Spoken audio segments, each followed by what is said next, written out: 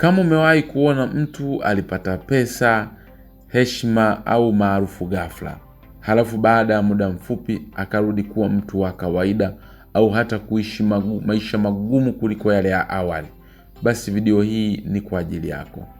Karibu kwenye chaneli yangu. Leo tutazungumzia makosa 6 makubwa ambayo watu wengi huyafanya baada ya kufanikiwa. Makosa ambayo hayakuandaliwa na adui, bali yanatengenezwa na mtu mwenyewe. Ukweli mchungu ni huu hapa: kupata mafanikio ni rahisi kuliko kuyatunza. Kama unapigania mafanikio au tayari umeanza kuyaonja, usiruke video hii, kwa sababu kosa moja tu linaweza kufuta kila kitu ulichokijenga kwa miaka mingi sana. Kosa la kwanza ni kujiona umeshafika. Mara tu unapofanikiwa kidogo, akili inaanza kukuambia, sasa nimefika, sina haja ya kujifunza tena. Hili ndilo kosa kubwa kuliko yote maishani.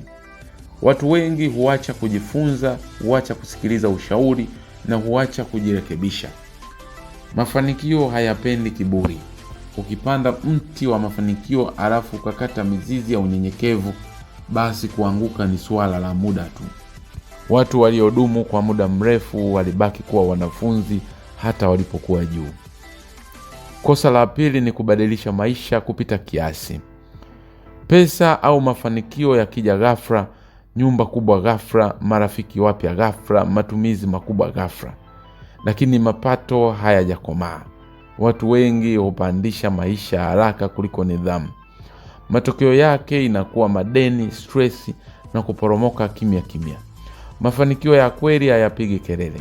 Kabla hujabadili maisha, basi badili tabia kwanza. Kosa la tatu ni kuwadharau waliokusaidia mwanzo. Hili ni kosa la kimaadili, lakini lina athari kubwa sana. Baada ya kufanikiwa, unasahau nani alikuamini. Unawadharau waliokuwa na wewe sifuri na unajiona wa daraja lingine. Lakini kumbuka, hakuna mafanikio ya kudumu bila watu. Leo una nguvu, kesho unaweza kuhitaji msaada. Watu waliokuona ukianza ndio wanaokuona ukirudi ukishindwa. Kosa la 4 ni kuacha nidhamu uliojenga mafanikio. Kabla hujafanikiwa, uliamka mapema, ulikuwa makini, ulikuwa na ratiba. Baada ya kufanikiwa, unachelewa, unapuuza na unaishi kwa mazoea. Hii ni hatari sana.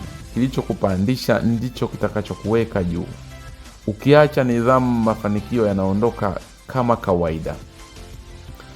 Kosa la 5 ni kutegemea chanzo kimoja cha mafanikio.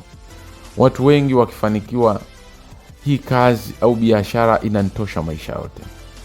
Hakuna uhakika duniani. Soko hubadilika, teknolojia hubadilika, watu hubadilika.